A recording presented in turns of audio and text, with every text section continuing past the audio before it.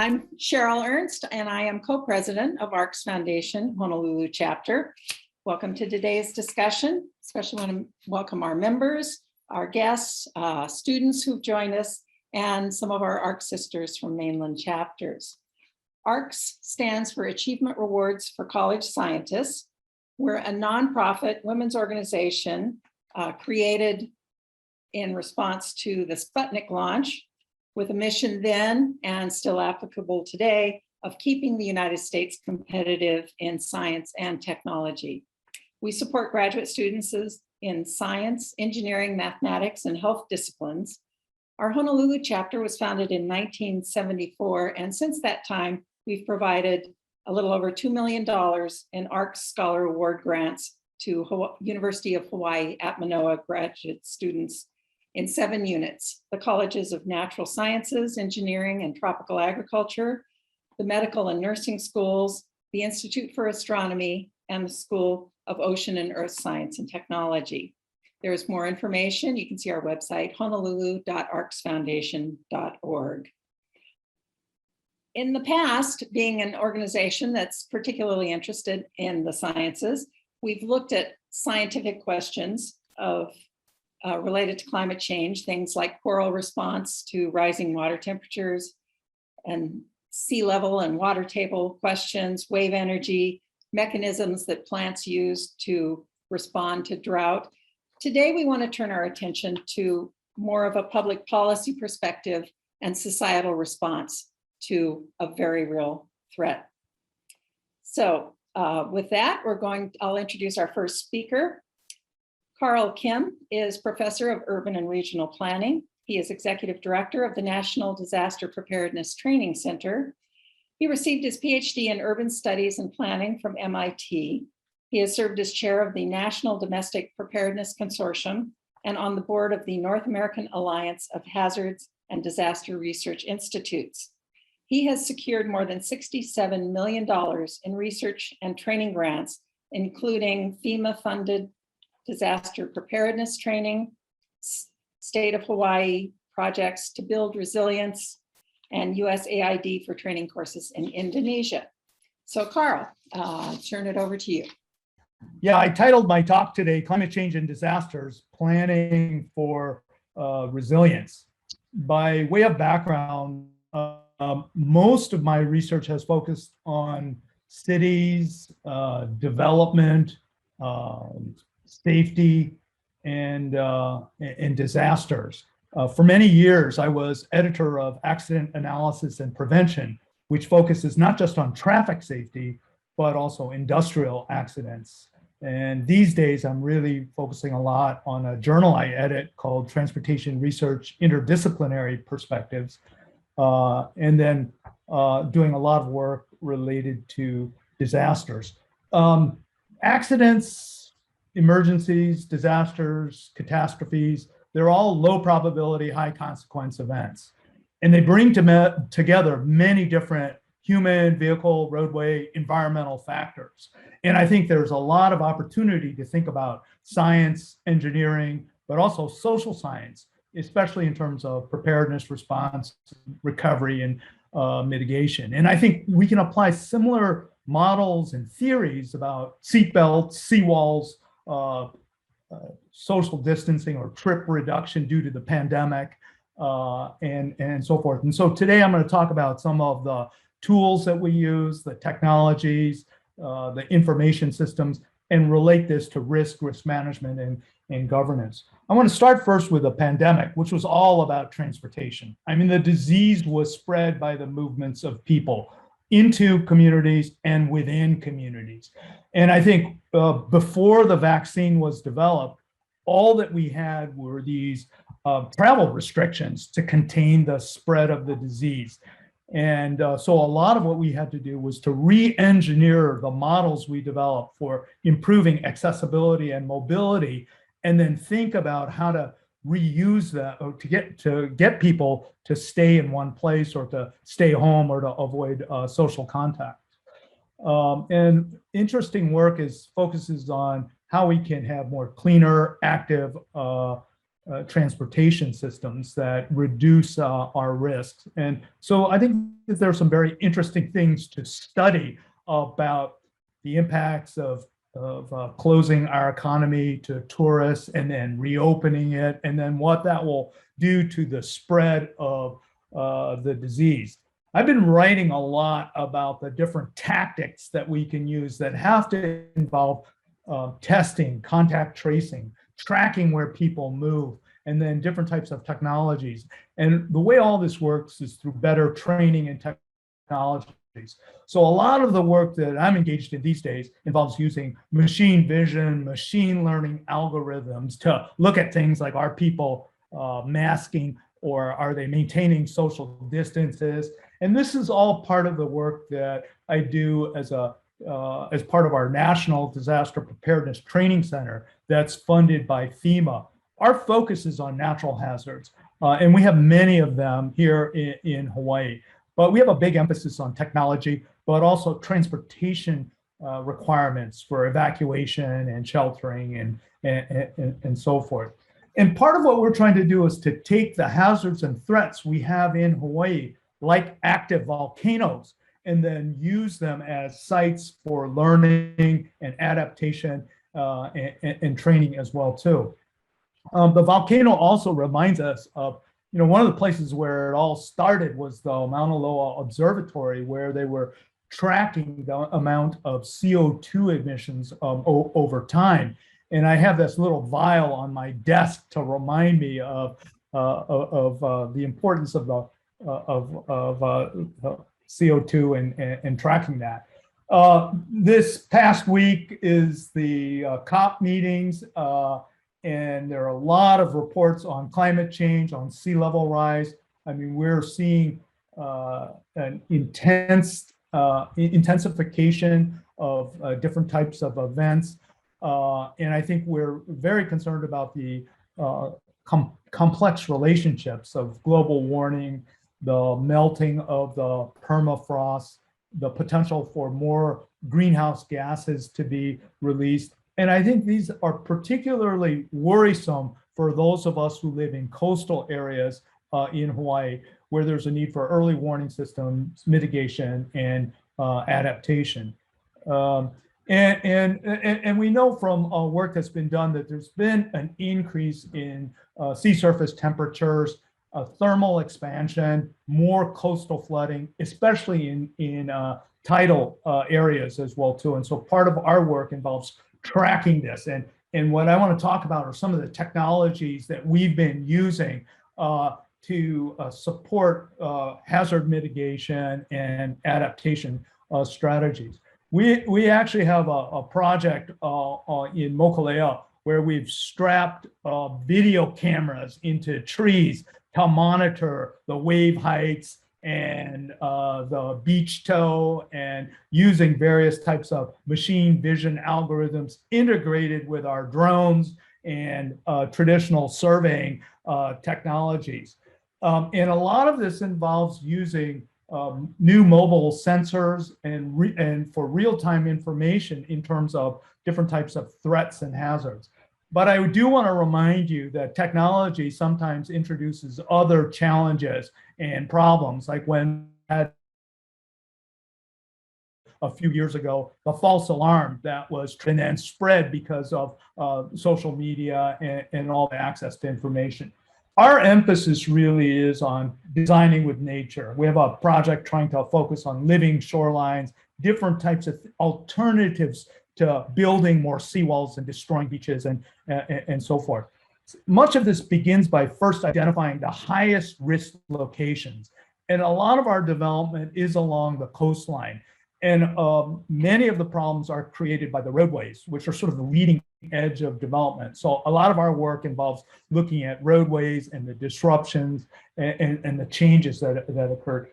A large project that we got involved looking at the 2018 flooding on Kauai. And part of what we're trying to do is to look at the recovery and the opportunities for using different types of green infrastructure to reduce the risks associated with this.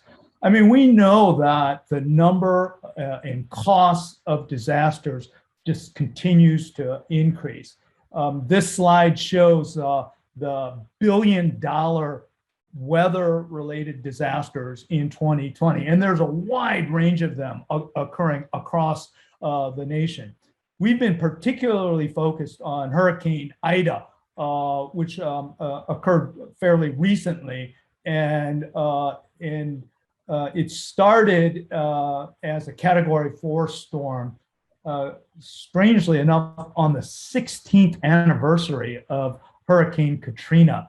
And it was a complex event. I mean, with high winds, with storm surge, but also heavy flooding and tornadoes. And again, a very costly storm. One of the things that's related to climate change is this rapid intensification, which we observed during this particular storm. And so part of what we've been doing is looking at tools like the slosh model to estimate those areas with the highest storm surge, and then correlating that with the disaster damage reports that have been coming in, focusing on critical infrastructure, but also really looking at communities. We work very closely with FEMA in terms of the different types of disaster assistance for both individuals and households, as well as for governments.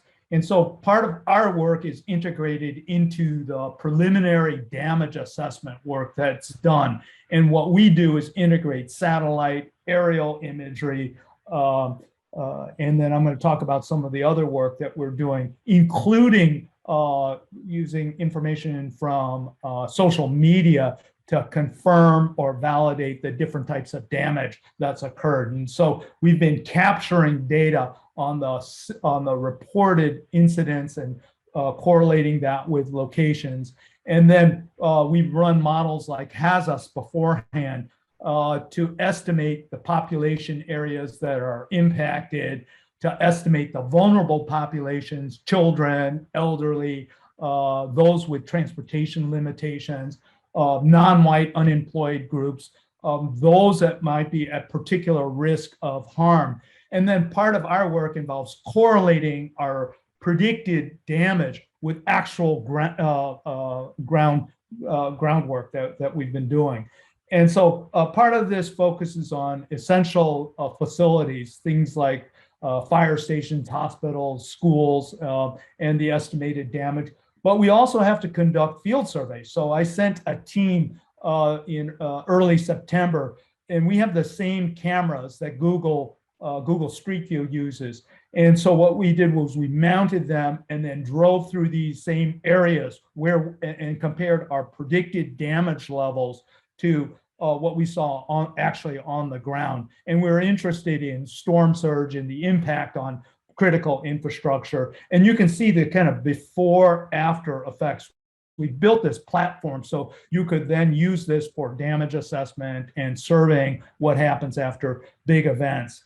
We sort of chase the latest disaster and capture this information because everybody wants to know what happened, this kind of before and after. So the before shows the Google Street View imagery. The after is the imagery that we took, and you can see the really tremendous amount of damage that occurred. The interesting advanced work that we're doing is integrating this with different types of deep learning AI algorithms to classify both the satellite imagery as well as the newer imagery that we've collected. And a lot of this feeds into the work that we're really interested in, which is how can we design more green, more resilient systems using nature-based solutions.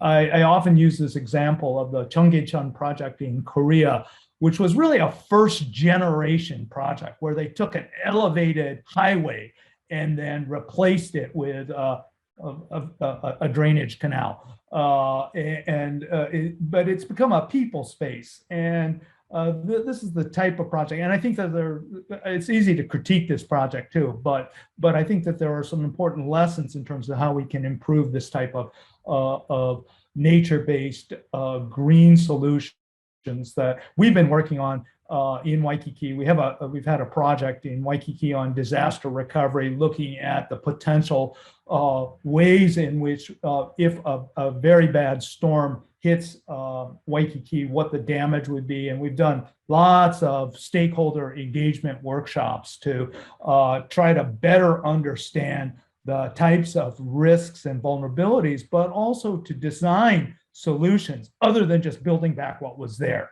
And so that's one of the big challenges that we have. And so I'd like to wrap this up by saying, consider joining us. Consider a career as a planner. We need people that are interested in science and technology and how to use these sorts of tools and analyses. I always forget to unmute. Thank you, Karl. You covered a lot of ground, and definitely some things. We'll come back with some questions. But before we do that, I'd like to move on and have Makena Coffman talk next. She is also a professor of urban and regional planning at Manoa and a research fellow with the Economic Research Organization. She is director of the Institute for Sustainability and Resilience. She received her PhD from Manoa, and she specializes in economy, environment modeling, especially as it relates to energy policy and climate change mitigations. She is also a member of the City and County of Honolulu Climate Change Commission. So Makena, we'll turn it over to you. Thanks, Cheryl. And as I get my screen shared, I'll say that Karl gave me that same pitch about 16 years ago. You know, if you're interested in this stuff, you should really consider a career in urban planning. And I did. So now Karl and I are colleagues in the urban planning department. So I switched from economics to planning professionally, and I've always liked the mixture of the two. And I'm going to talk today in my 8 to 10 minutes about the flip side of the same thing that Karl talked about. Karl really, dove into the resilience side. How do we respond to climate change? I want to talk about how do we still do something about climate change to reduce greenhouse gas emissions and to the extent possible, minimize some of the terrible impacts we're expecting. So Karl mentioned that there's an important international meeting happening right now. It's COP26 in Glasgow. A couple of our colleagues are there, and there's a pretty large delegation from Hawaii. And the idea is to, have a showing from the only island state to say why, doing something about climate change is important. And I think it's really important to also start with the climate science on this, right? The latest IPCC report, the sixth assessment, was released just really recently. And it really drives home the point that it is not too late to act, right? The idea that, oh, it's going to be so bad, but we just have to adapt is not scientifically accurate. The AR6 really makes the point that we still have time to mitigate. And yes, we are going to have to adapt, but the extent to which we adapt is entirely our choice. And it's a choice we have to make right now urgently. And our political system is failing to do that. So I take you back a couple of presidents ago in this slide, and this was the US strategy for deep decarbonization under the Obama administration. And this was the platform that Obama's administration had managed to really negotiate with China and to get China on board so that we could internationally hit the Paris Agreement, which was really, really important in 2015. So, I mean, the details here aren't so important other than to say the goal is deep decarbonization by mid-century, and it has to happen today in order to actually hit some of these targets, particularly to hit the 1.5 degree target. And different countries have different sort of trajectories, right? For the US, because we are one of the world's largest emitters and are very developed, the trajectory is decarbonize immediately now. For other developing countries, there are some trajectories of, okay, well, it's okay to increase and then decrease. And these are the things that are being negotiated right now, actually, at the COP26. So post Paris Agreement in 2015, then we had the next administration who ran on a platform of pulling out of the Paris Agreement. As a technicality, you actually couldn't pull out for 4 years, and that has been baked in for obvious reasons, but that really is a technicality, right? The damage was done in terms of the Trump administration saying the US had no real intent on making good on the Paris targets. So I think a lot of credibility lost, a lot of time lost, which is the kind of the most important part about this, right? In terms of actually reducing greenhouse gas emissions. With the Biden administration, one of the first acts of the Biden administration in January was to re-enter the Paris Agreement and, to get the US back on track to make good in terms of some of these reduction targets that were negotiated under the Obama administration. And I think we're all sort of at a moment of watching the reconciliation package and other things happening at the federal level, and just a little bit of this COP. I mean, I don't think frankly, huge, ambitious new deals are not being struck, right? It's more about how do we make good on the things that we've already said we were going to do. But at least we're sort of back on track to having this as a core part of the consideration. And yes, the reconciliation package is hugely important to the Biden administration seeing any of this through. So with the change in federal administrations and sort of, even before the Obama administration, if we go back to the Clinton administration and then the George W. Bush administration, just tremendous change in the federal approach to climate over time. States formed the US Climate Alliance in this sort of we are still in pushback to the Trump administration pulling out of Paris. And you can see that Hawaii's seal is part of this. And so in 2018, in solidarity and response to the Trump administration's pulling out, Hawaii was one of the states that committed to deep decarbonization by 2045. So for Hawaii, the target is to hit a net negative target. The language is as soon as practicable and no later than 2045. So that's an important political statement. And I think for me as a researcher, the question is, okay, we've made this important target. It's based in the climate science, it's really consistent there, but how do we as a US state actually move forward to make good on this?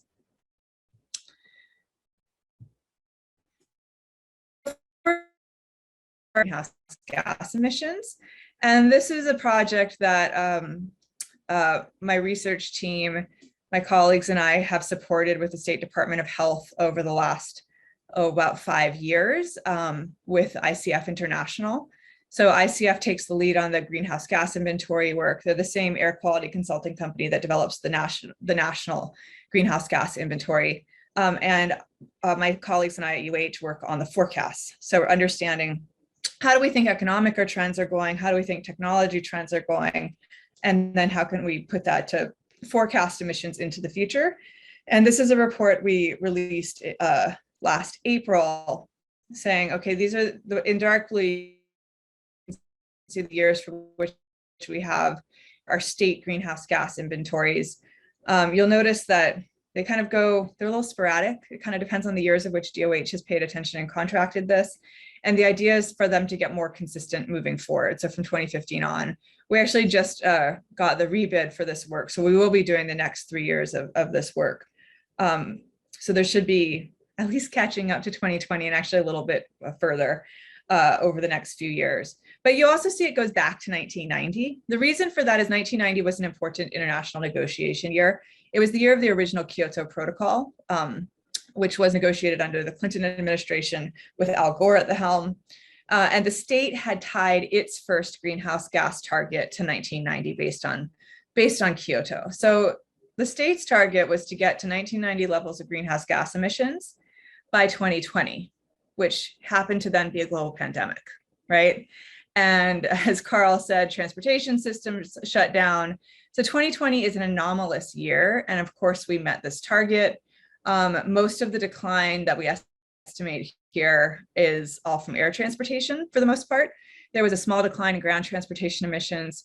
And after that, this is mainly the shutdown of tourism. We do expect it to increase again.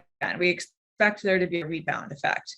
And so the reason the rebound effect isn't full is our assumptions around our renewable energy projects for the electric sector, as well as federal corporate average fuel economy standards. Basically, how efficient are the cars and trucks that we all drive around, the million or so vehicles on this in the state? How efficient are they, and how efficient do they get over time? So for our electricity, the major policy that governs electricity in Hawaii, as well as in 29 other states and DC, is a renewable portfolio standard, or a clean energy standard.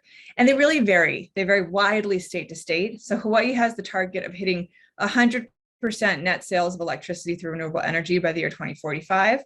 So you can see there's a lot of congealing around this 2045 year. And other states have similar targets, like California, Washington, Nevada. The ones that are hatched have 100% targets. But you can see that the years differ substantially. So there has never been a unified federal clean energy standard. And that is actually something that people are discussing right now. It's been discussed many times before, so I don't know that there will be, we'll see. So for Hawaii, we have this ambitious target. There are near-term dates. It went into effect in 2010, and its first compliance period was 2015. I think it was 15% in 2015. And more recently, it was 30% by 2020.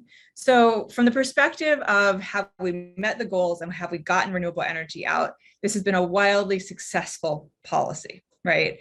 There are a lot of trade-offs involved. There are a lot of other ways to do this, but it's certainly prompted the renewable energy industry in Hawaii, and in particular rooftop solar, and increasingly utility scale solar. For the sake of time, I won't dive too far into that.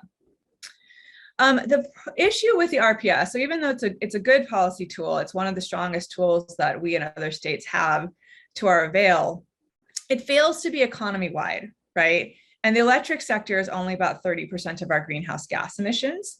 So it is a really great tool to get renewable energy out, but there are better tools to reduce greenhouse gas emissions across an economy.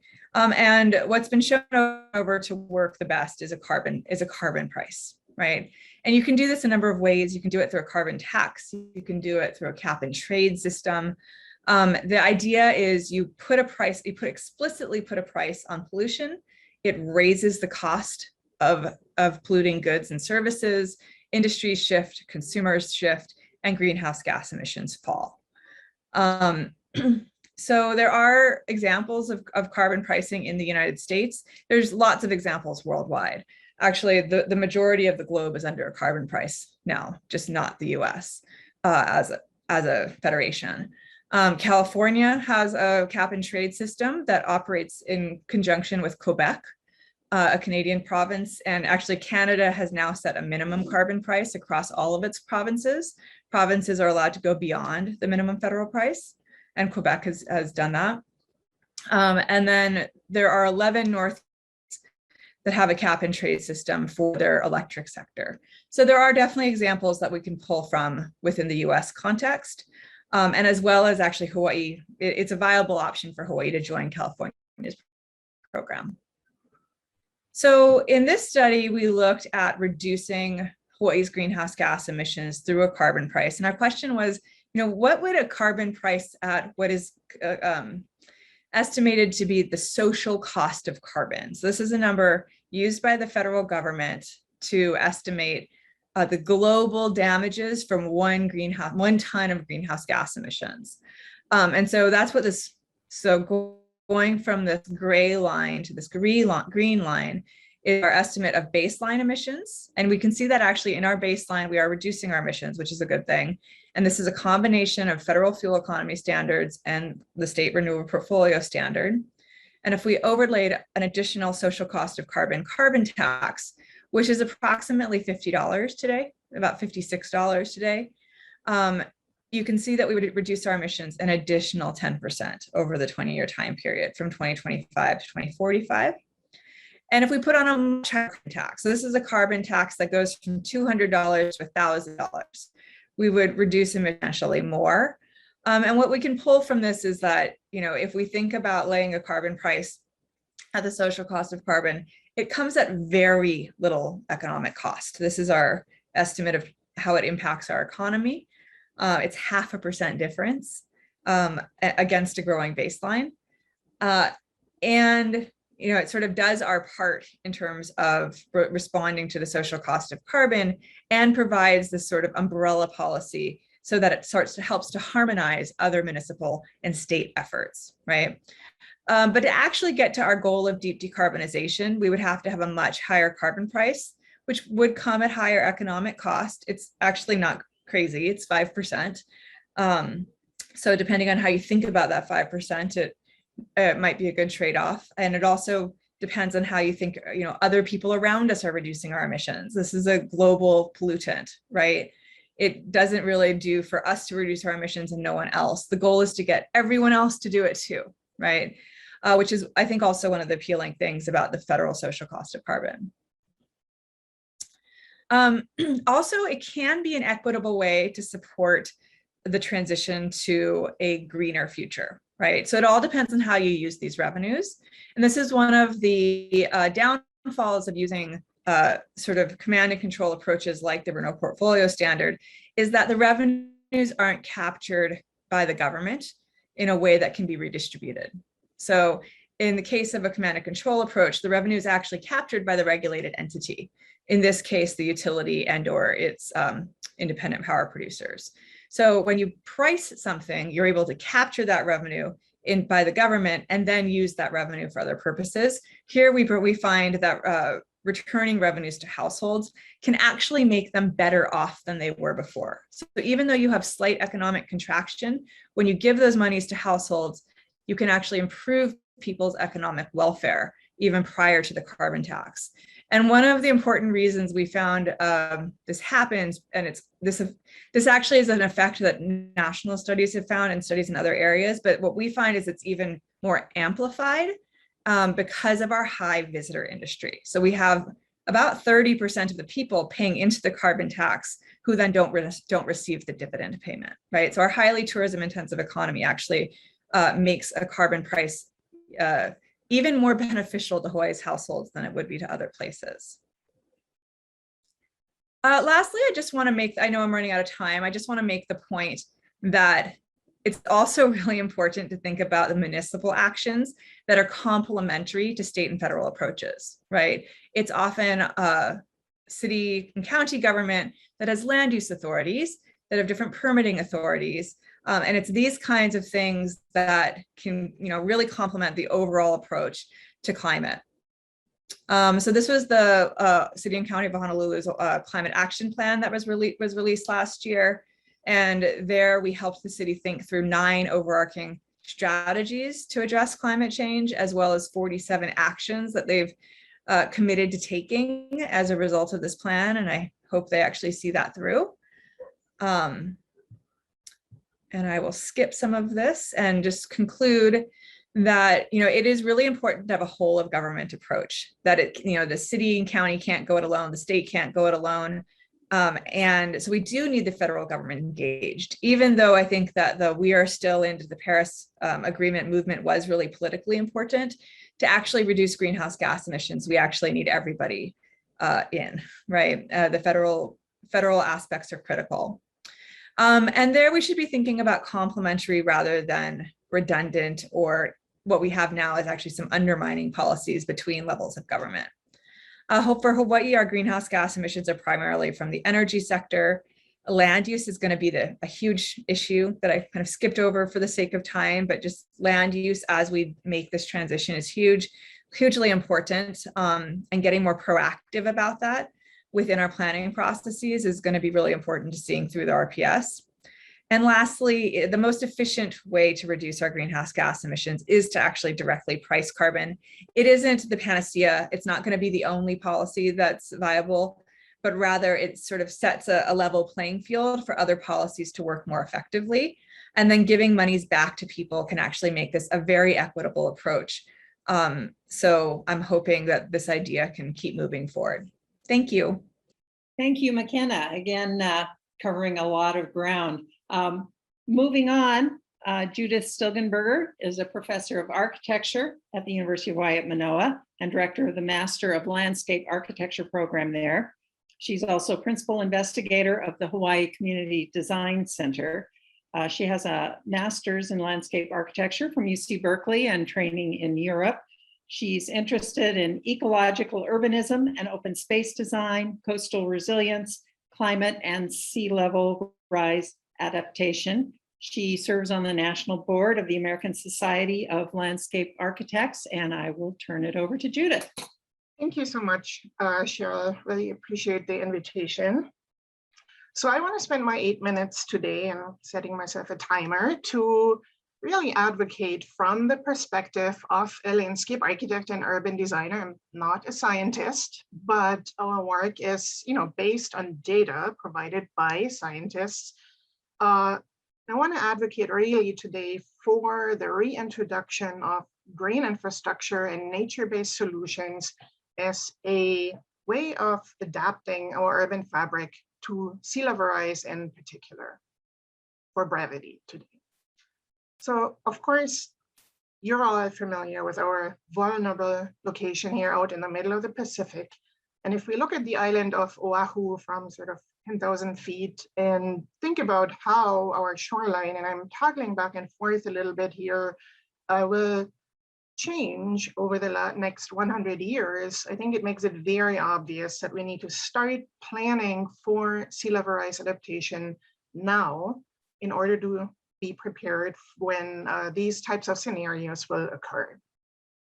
Now, in our work, we look a lot at precedent initiatives internationally and also across the country. And there are, of course, many places that are a little bit ahead of us here in terms of planning for coastal flooding and sea level rise.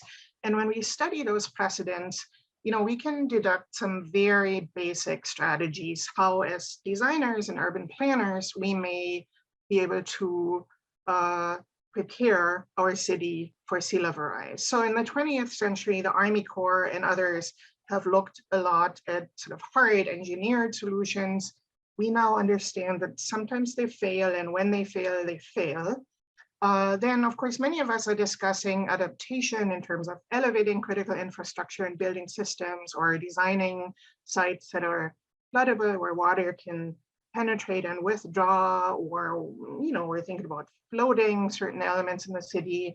And then, and this is a tricky one, but we also need to acknowledge that there are parts of our coastal environment where over time, and this is important, so in the long term, maybe by 2100, we will have to have retreated from the most vulnerable parts of our shoreline. Now, today I want to spend the next 5 minutes on really showing you what some nature-based solutions and living shoreline elements like wetlands, tidal marshes, vegetated coastal buffers, and so forth that provide ecosystem services and at the same time help with inundation and flooding would look like in our tropical coastal environment here in Oahu. And just very briefly, those of you not familiar with the terminology, when I talk about green infrastructure or nature-based solutions, we're really talking about pretty simple, and that's the brilliance of this concept. Vegetated areas that perform ecologically, that harness natural process, and by providing ecosystem services for our communities, really protecting neighborhoods from various different vulnerabilities, removing pollutants from soil, air, and water, and so forth. And in addition, nature-based solutions also link habitats. They provide resilience by creating more biodiversity. And also, they have the potential to address social and environmental justice and equity issues. And we like to argue that they're a lot less expensive, actually, than a lot of this outdated conventional gray infrastructure. So many, many different applications. Today, we're specifically looking at coastal adaptation design. And I want to just give you a few glimpses of a project that I had the privilege of directing over the last 2.5 years with a team of students and staff. And the State of Hawaii Office of Planning and Sustainable Development was our client for this project, where we studied coastal resilience issues really for the primary urban center of Honolulu from Diamond Head to Pearl Harbor resulted in this 450-page report. And the project really wanted to look at sea level rise and coastal issues more comprehensively beyond just flooding. So we also incorporated thoughts about ecology, non-automobile connectivity along and to the shore, and also cultural and educational opportunities, because we think of sea level rise adaptation as an opportunity almost to really improve some of those coastal spaces beyond just protecting them from flooding. Now, when you look at a map like this, you can see how severely over the last 100 years we have manipulated the shoreline of the primary center of Honolulu, and how much of what's currently there is fill, artificial fill. And then if you overlay sort of the 6-foot sea level rise map, you can see that many of those filled areas and low-lying areas where streams meet the ocean, where Hawaiians used to have fish ponds and lo'i and so forth, they are most prone to flooding. Now I'm jumping right into the chapter on living shorelines here. We're in this long-term, again, 10,000 foot sort of scenario, coastal open spaces. So almost like laying time looking at this as an opportunity to provide continuous pedestrian and bicycle access along the water. And there are many, many maps at this larger scale in the document where we studied where, would we need to potentially plan for a retreat over time, which parts of the urban fabric will have to adapt in one way or another, and where are there opportunities to include more performative green infrastructure elements. And then we zoomed in to 3 sites, and I'm just gonna really have time today to show you a few impressions.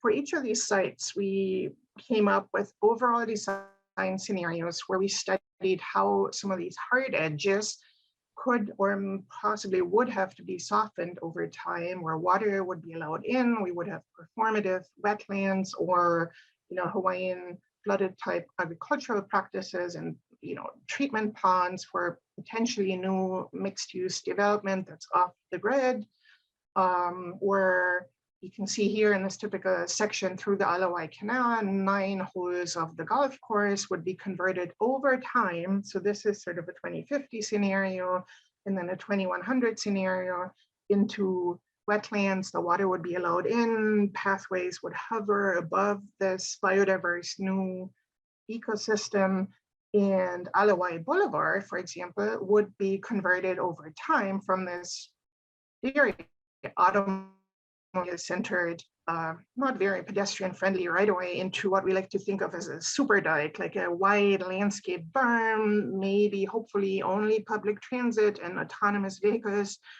When we come to this scenario, when we reach 6 feet of sea level rise, focus really on, pedestrian access. And you can see how we're accommodating 6 feet of sea level rise. And then on the other side of the Hawai Canal, softening edges, allowing water in, creating wetlands that can absorb inundation and yet provide pedestrian access. So really balancing ecological function with flood resilience and placemaking in cultural and educational opportunities. I just want to show you 6 more images from one of the other sites where you see that there's many underutilized, in this case, sort of mangrove infested industrial waterfronts where we have significant houselessness problems and so forth, and underutilized polluted beach parks where we see the opportunity by introducing green infrastructure, stormwater treatment wetlands, and really considering opportunities for flood control, say along the rail right away here in a mixed use development. And in the long run, also looking at reintroducing Native Hawaiian biocultural practices such as 21st century interpretations of fish ponds and lo'i as part of this layered coastal defense system. And you can see in this long-term scenario, again, layered coastal defense based on living shoreline elements, and at the same time, recreational opportunities through shoreline access. And with that, I'm out of time. And I'm going to paste in the chat, if I may, a link to the entire document where you, in a viewer online, can flip through this if you are so inclined. Thank you. Thank you, Judith. That certainly wraps up with some positive images of what can be done. Before Karl has to leave us, I want to ask Harrison, who I should point out is one of our ARC scholars. He had a question about how infrastructure damage was classified, and I see, Karl, you did post a response. You know, I know Harrison. We've actually worked together, and one of the images that I showed in terms of the roadway disruption was an image that Harrison generated. So, it's great to see him as well, right? Okay. Well, if he didn't get all the answer he wanted, we'll let him follow up with you personally. Okay. Did anyone else have a question for Karl before he does have a class he's teaching today? So we're going to have to let him go shortly.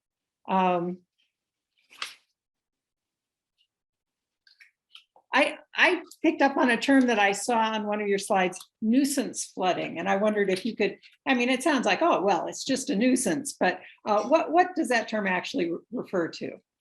Well, it's rapidly, it's more occurring flooding that is, when we think about floods, we tend to think about big catastrophic events as opposed to tidal flooding or water that's coming back through our drainage systems.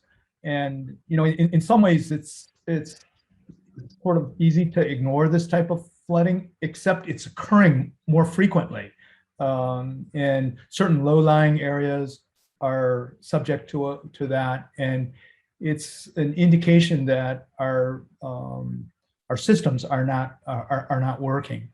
I don't know. I feel like Judith could answer that as well too, because I know Judith deals with that. And some of her treatments that she was proposing would actually address that type of by creating either buffer zones or absorptive areas. Yeah. I'm actually with Cheryl on this one. I personally don't like the term either. I think it minimizes it. It's more than a nuisance. It's sort of the combined early effects of king tides and coast, groundwater inundation, and we see it, like for example, in the Hawai golf course already. But it will turn into a real problem very quickly. So let's get rid of that term, nuisance flooding, and call it like life-threatening flooding or something. Karl, I also wanted to ask before you go, you talk about stakeholder assessment. So if you could just quickly kind of address, who the stakeholders are, how we get them involved in these discussions. Yeah, I think the first group is those who are likely to be harmed by these adverse impacts. And it's not just households, it's also businesses, it's people in the community that have their lives impacted. And so I think the first layer is really looking at those who are most adversely impacted. I think there are many, many other stakeholders, and it's a kind of complex system. I mean, if we think about land ownership, land management, the governance of these areas, and it's not just government, but also the financial institutions that are involved in mortgages or insurance or flood insurance or hurricane insurance. And so I think the point that Makena made was really correct, that we have to look at this kind of whole of government, whole of society approach to tackle these types of problems and challenges. I did just recently hear a news report looking at the flood insurance or the disaster insurance kind of question, and the I forget which states it is, but requiring disclosure of Mhm. the potential costs, but then the impact that has on the current landowners and their concern for property value. So how do you balance those questions of property rights and economic interests and the future costs to all of us in insuring those properties? Yeah, I think that's a big challenge, and I think the first thing is that we have to have good information so that we do understand this, and then we have to go in with this kind of with our eyes wide open and recognize that certain things are immediate effects, but we have to also look at things that we can over time as well too. But it's clear that we can't keep using the current mechanisms for insurance. The National Flood Insurance Program is bankrupt, basically, and if there are unfair subsidies that exist in this as well too. So those are among the difficult challenges we face, especially when economics is involved in this. So. Makena, would you like to add to that? Also, you, I think, made a reference to environmental justice and in particular the impact that some of these disasters related to climate change have on the populations that are least able to afford dealing with them. Sure, absolutely. Yeah, my talk today was just on mitigation, but I actually like to work on the resilience side as well. And I think this issue of changing insurance, mainly the public insurance from NFIP, but also to extent the private insurance markets are going to be changing as well, is really, really interesting because, I mean, as Karl said, right, there are sort of unfair subsidies going to people, and from the economic perspective, it's incenting people to take undue risks. And then the public is bearing that undue risk. So that simple act of passing a disclosure law in Hawaii is really important because now it's at least providing information. I actually think that probably the information was already out there. People do their due diligence when they're buying really expensive coastal homes for the most part. However, from a legal standpoint, now everyone has acknowledged that we've done our due diligence, right? And so that helps to then be able to, I think, update some of our systems and the way we approach them. What's interesting in Hawaii is actually the laws that we've had in place forever since our original Coastal Zone Management Act in the 1970s basically allows for a rolling easement of the shoreline and does not allow for protection of the shoreline via shoreline hardening, so seawalls and other things. But the de facto practice has been really, really different. So I think that's the challenge we're facing now, is actually going back to implementing the laws as they actually read versus this practice of exceptions that we've built over the last 50 years. I wonder if I could go back to a couple things you mentioned in your talk. One, the cap and trade, if you could provide what does that mean exactly? And then also, how do you price carbon? How does that carbon tax get applied? Yeah, so the fundamental two different ways that you can price carbon in a market is by having a tax. And there you need to pick a tax rate, right? And how should you pick it? And that's a huge debate. So what I showed in that really quick slide showing greenhouse gas emissions change with different tax rates were sort of the two kind of fundamental theories of how you might pick a carbon tax. The first is to link it to what's conceptually the global social cost of carbon. And there are lots of criticisms. Well, so I should start with the positive, because actually these models are amazing. These are Nobel Prize winning economic greenhouse gas models, right? And that's what the federal government used to estimate the social cost of carbon. And then they've been highly, highly criticized, right, for inadequately taking into account global damages from climate change. As the climate science speeds up, then we realize how inadequate these economic models of damages are, as well as not taking into account the wide range of uncertainty. So we actually expect the Biden administration to update those numbers. And once you take into account greater damages and greater uncertainty, that 50 some dollars a ton number should go higher. And then there's a new sort of call for picking a tax rate that hits your environmental target. That if you want to decarbonize immediately and you want to get to net zero by mid-century, then you just need to pick tax rates that do that for you. And that was that second tax rate that we substantially got closer to carbon neutral by 2040. So I think that's kind of the tension there. The cap and trade program helps to overcome that, right? You don't actually have to set a price. You set a level of permits, and then you allow those permits to trade on the open market. So you issue them typically by auction. The market price is clear, and then you can have secondary trading after the auction. And this is what California and Quebec do. In their case, it's a really complicated, but their market doesn't trade for very high because of redundant policies. So it ends up trading at it's about $23 a ton right now, but the futures market trades higher than that. Judith, I wanted to ask you about following up on the study you've done.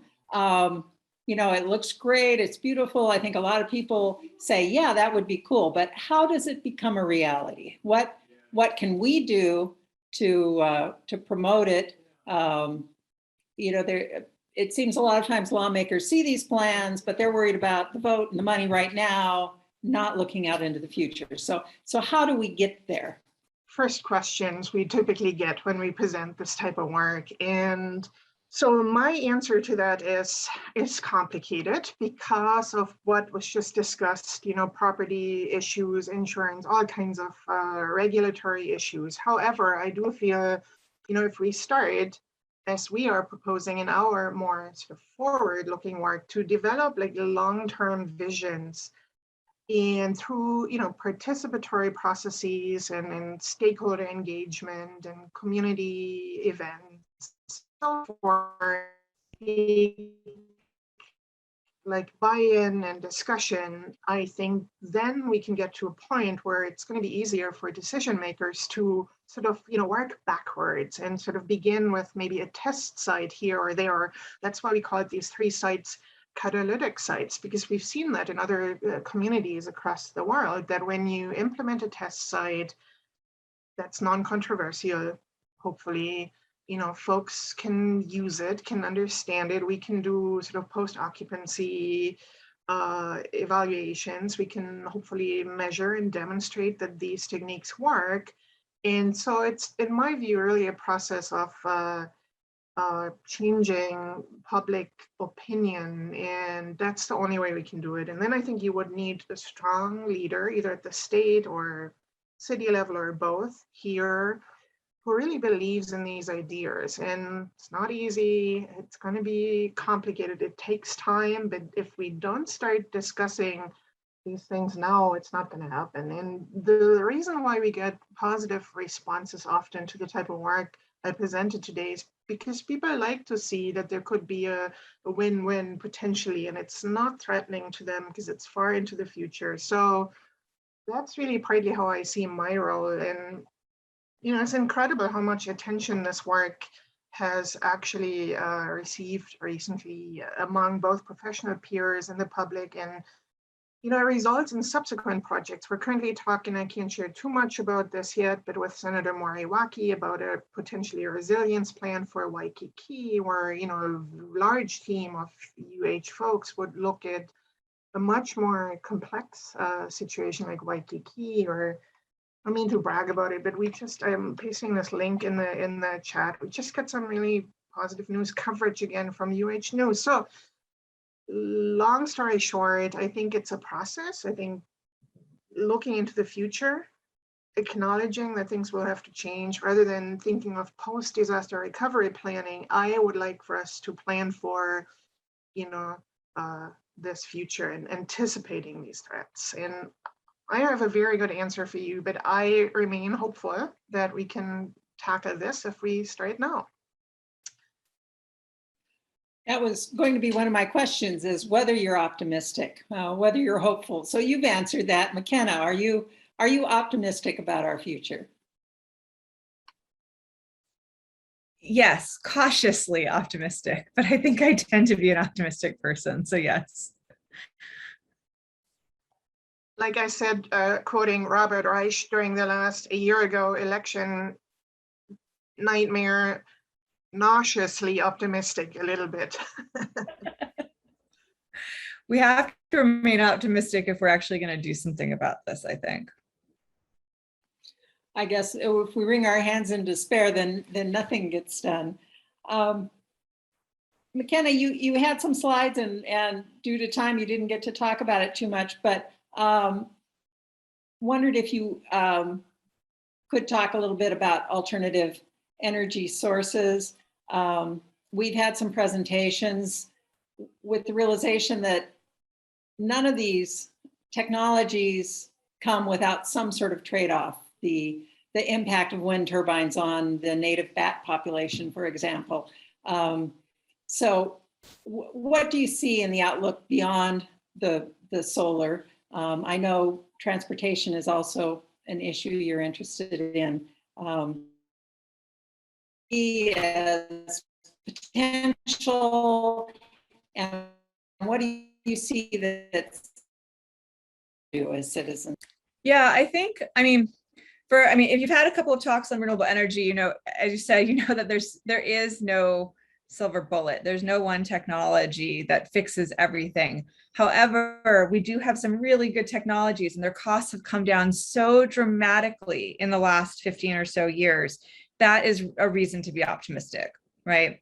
So wind has gotten far better, far more efficient. Solar has gotten better, far more efficient. Battery costs are declining. But they all have some trade-offs attached to them. And I think from kind of a community society standpoint, the biggest thing is that with fossil fuels, it was somewhere else, right? In other places in the world that we don't necessarily interface with the drilling. We have the industrial area out at Campbell Industrial. It's zoned very neatly for this purpose. And, you know, besides the environment, very, very important for the people who live out on the west side. The vast majority of people don't interface with the industrial park on a very frequent basis. But with renewable energy, it has to come right at a whole bunch of different scales. At the rooftop scale, which we know has far less community pushback, which is great from that. And we actually need to be using our rooftops far more efficiently and effectively. Right now, we're only partially using them. At the same time, as I'm a little cautious about saying that, because we need to fix our rate structures and our subsidy structures before we do that, because the way we've gotten rooftop solar out relatively quickly is really beneficial to people who have means and not so beneficial to others. And so we need to be fixing that sort of the economics of that transition, and it's doable. There are pricing structures that we could engage that would make that work. And so, you know, I think fundamentally when you start having kind of, you know, industrial-like activity, of course, it's not nearly as sort of toxic to be next to that as a fossil fuel plant. Industrial-like activity sort of spread out in your land use, it is a little jarring. It's, you know, it can be beautiful, it can be terrible looking. And there are places to put it that are better suited than others. And I think it's engaging in that conversation as a community that's really important to do, with the starting point of we do need to do this for climate, right? That the climate crisis is real and this is our part. Sometimes I hear a lot of pushback, like, oh, Hawaii's greenhouse gas emissions are really small. Like, why would we do this? You know? And my response to that always is, you know, actually our greenhouse gas emissions are about 5 times higher than the global average, and about 8 to 10 times higher than what they're supposed to be and to keep the world at an under 2 degree future. So we definitely live, you know, developed US lifestyles, and we have a greenhouse gas footprint here very akin to the US average. So I think a per person basis is a better metric of like, what is our responsibility to engage in this land use change that is uncomfortable. And as you mentioned, electrical is just one part of the greenhouse emission question. What about transportation? Yeah, so the slide I skipped over was a visual of electric vehicles. Is slightly dated. The last map I made was in 2018, but it honestly wouldn't really have changed much. So their electric vehicles have taken off in terms of technology. They're really great cars, but they are more expensive than their internal combustion engine counterparts. The price has come down a lot, I should say. There's a very optimistic future for electric vehicles. And the important thing, I think, is that they are governed by the corporate average fuel economy standards. So this is the federal policy that determines fuel efficiency of passenger cars and trucks. And right now, the way that it works is it's a nationally harmonized average. And that's a really kind of wonky but important point. So right now, it's great for states to put a stake in the ground and say, we're going to go all electric and we want to change our fleets fast. California is doing that, and that's great because California actually has some serious market power. Hawaii, I think actually Governor Ige is made an announcement to this avail at the COP in Glasgow, and but that's more, it's more political rather than actual policy mechanism, right? This doesn't have market power. It's an important political statement, though. The more states that make those important political statements might pressure the federal government to change their approach. So right now we have a nationally binding corporate average fuel economy standard. And because it's a national average, it means that if one state could go all electric tomorrow, and it means another state could go all Hummers tomorrow, right? They average together. And so until the federal government changes that, it really is just kind of a game of whack-a-mole. But I do think that the statements of states sort of saying we want this to be changed, it is really critical. But in terms of implementation on the ground, that's what it's going to take. Judith, you also mentioned transportation alternative in some of the planning. One of the first questions I had about, you mentioned the rail, and I know I've heard people saying, is it going to be susceptible to sea level rise, to flooding? And then also how we incorporate and how we encourage people to use transportation alternatives. From an urban design point of view, of course, more we can encourage walkable neighborhoods and we see that already in Europe and also now in China. The United States is very, very focused on the individual automobile, and we need to move away from that. And so I think the rail on this island will help to a certain degree, especially if this transit-oriented development that's currently ongoing is smart and attractive, and really prioritizes the pedestrian in the way we design our sidewalks and parks and storefronts and provide shade and keep walking distances within a quarter-mile radius. And so ease and convenience will help with that. Well-designed spaces will help with that, and then all of the either incentives or fines, actually, that Makena was talking about. And Americans were a little bit afraid of government intrusion. But I think it'll need a little government intrusion to incentivize public transit and also self-driving vehicles. I mean, there are urban designers out there that say, if we had autonomous vehicles, say in 20 years, that are electric and that are circulating the city at all times, and they don't need to be parked. We don't need all the space currently that we have for surface parking lots and individual parking spaces. We might be able to reduce the pervious hard surface area in our cities that we're currently dedicating to individual combustion engine vehicles to about 10% of what we have today. And imagine what we could do with that remaining 90%. I mean, as a landscape architect, it's very interesting. So I think it's a combination of incentivizing and over time shifting mindsets, making these electric vehicles cool, and at the same time, just maybe declaring a climate emergency so the government has more powers to mandate things. And, you know, I'm a little cynical about this, but I really believe that's what's needed. And I just today was very fascinated with this IPO access. There's a German company that produces a car that will be available in 2023 that's all electric. You can charge it, but it has built-in solar panels all around, and they will sell it for 30,000 euros. So, you know, there's a lot happening technology-wise, and younger people give me a lot of hope. The Greta Thunbergs and so forth of the world, I actually think they should be our decision makers, and, you know, us old people, we should step aside and let the young people take over.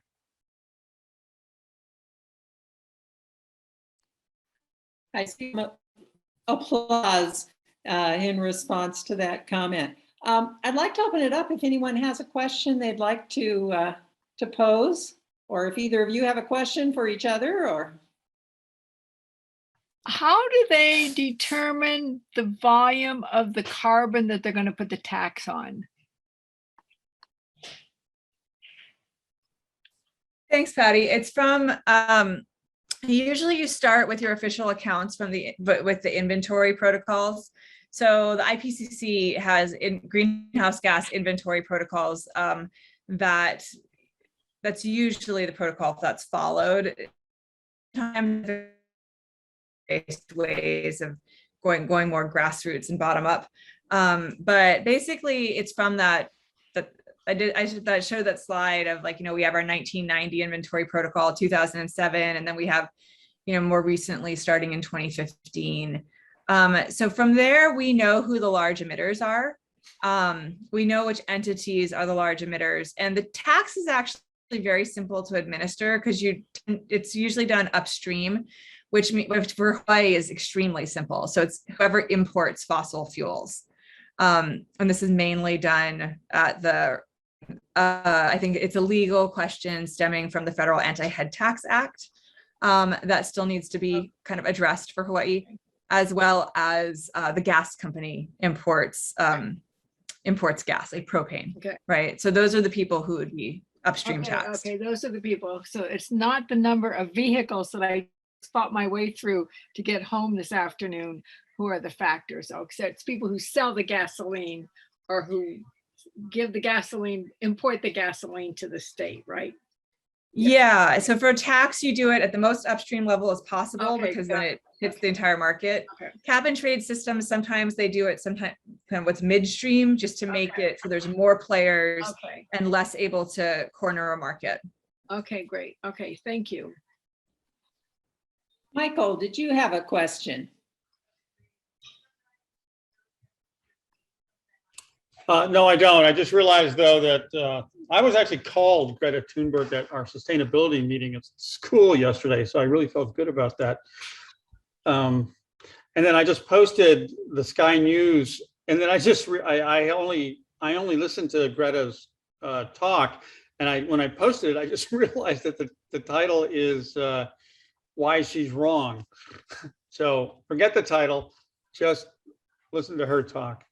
I think Judith added, yeah, we've got to do this. So. Well, thank you for sharing that. I'm sure people will enjoy linking to that. Segue nicely into the commercial that goes with this program.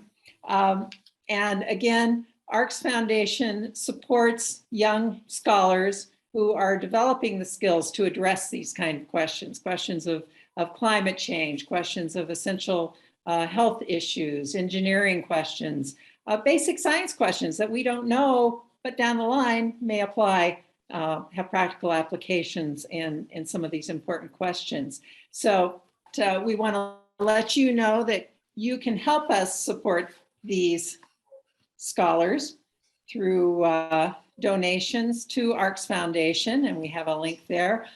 Again, I want to thank the viewers who participated today for your interest. Especially want to thank the speakers for your time, for the valuable work you do. And we didn't talk about your role as educators, but the important role you play in fostering the next generation of researchers and policymakers who will be addressing these problems that we're leaving them with. And if there are no other comments, I will let people get on with their evening. Good job. Good job, Cheryl. Good job, everybody. Thank you. Thank you. Yes. Okay, bye. Thank you all. Thanks for the invitation, Cheryl. Thank you, Thank you. Makena. Thank you, Aloha. Judith. It was nice to meet you online. Yeah, this was Too. great. Bye, everyone. Bye, everyone. Thank you. Happy holidays and stay safe.